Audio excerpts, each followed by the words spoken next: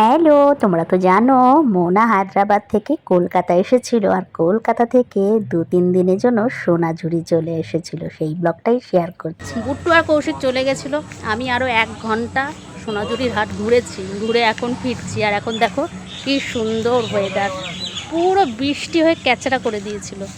সোনাঝুরির হাট একদম রমরম করে সব বসেছে, আর আমরা চললাম চা খেতে। সোনাঝুরির হাট থেকে কিনে পরেও নিয়েছি, দেখো একটা ফ্রক পরে নিয়েছি। সবাই কেনাকাটি করছে, আর আমরা আসলাম রামশ্যাম ভিলেজ রিসর্টে চা খেতে। এত বড় করে চা লেখা, ভেতরটা চা খেতে চলে এসেছি। বুট্টু কোল্ড ড্রিঙ্কস ছাটিয়ে যাচ্ছে, কি সুন্দর চেয়ারগুলো দেখো, কেমন কি ভারী চেয়ার। আর এগুলো না সব এই যে দড়ি দেওয়া, দড়ি দিয়ে পুরো এরকম, আর এগুলো শক্ত কাঠের। পকোড়া, চিকেন, এটা মনে হয় ভেজ পকোড়া, আর এটা চিকেন বলছি, পেঁয়াজি। আর এটা ভেজ পকোড়া, সস। কোনটা ভেজ পকোড়া কোনটা পেঁয়াজি বোঝা যাচ্ছে না, মনে হচ্ছে এটা ভেজ পকোড়া, ওটা পেঁয়াজি। তো খাই, এরপরে চা আসবে। গরমা গরম চায় চলে এসেছে। 40 বাজে, সব গুটিয়ে গাটিয়ে এরা চলে যাচ্ছে। আর কৌশিক আর বুট্টু চললো সুইমিং পুলে ছালাং লাগাতে।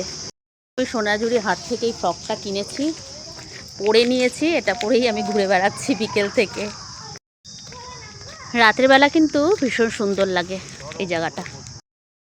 বড়দের জায়গায় কৌশিক, কৌশিক তুমি এখানে একা নেমো না, কারণ তুমি তো না, বুট্টুকে দেখবে ওদিকে। ছোটদেরটায় বুট্টু স্নান করবে, আর বড়দেরটায় কৌশিক নামছে।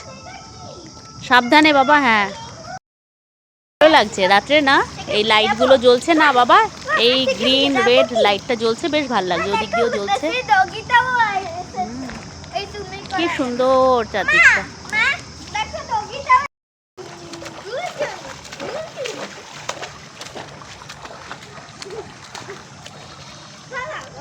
দুপুরবেলায় আমরা 2 কন্যা হেসেলগড় থেকে না রাতের খাবার দাবার সব নিয়েই চলে এসেছিলাম। দেখো, এতে রয়েছে শাক ভাজা, আলু ভাজা, বাঁধাকপির তরকারি, তার সাথে আলু পোস্ত।